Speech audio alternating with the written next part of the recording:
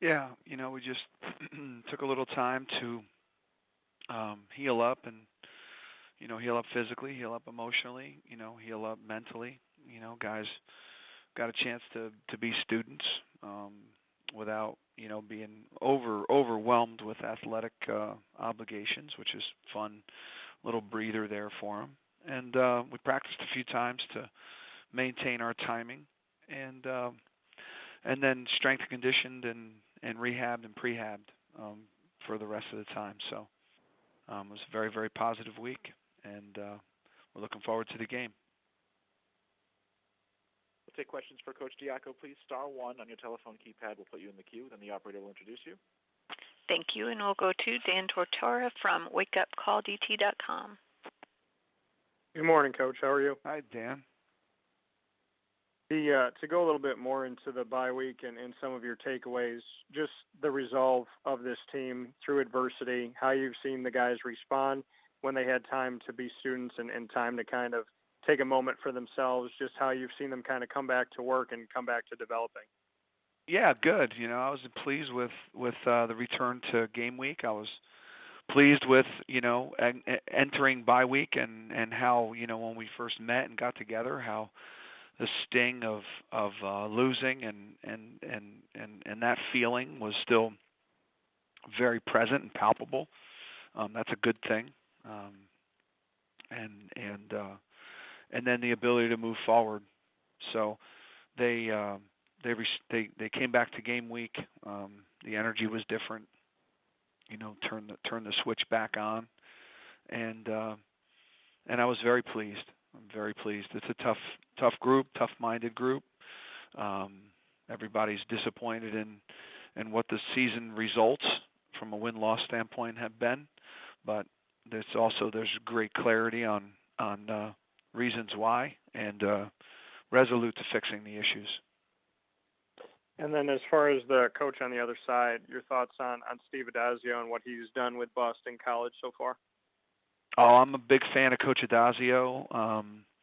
I haven't been in his company much, but we have a few very close mutual friends, and I've always been very impressed with his position that he coaches. When he was a position coach, I was impressed with his units that he led, that had great success, and then how tough his teams play. So as a head coach at Temple and then the head coach at Boston College, they look like him. He's a tough guy.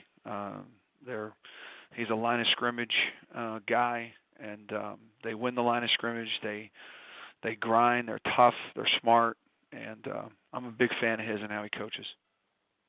Thanks, Coach. I appreciate it. Sure.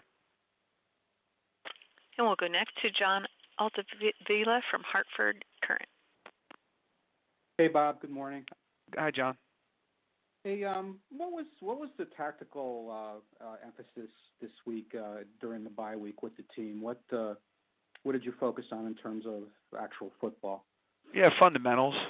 Yeah, it gave us a good slug of time to get to some real blocking and tackling and block destruction and footwork and some real fundamental work as it relates to doing your job.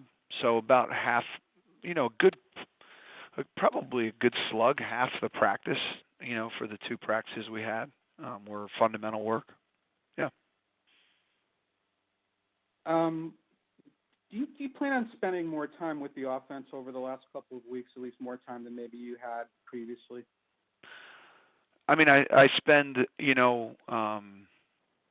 a good amount of time with the offense, now, and have.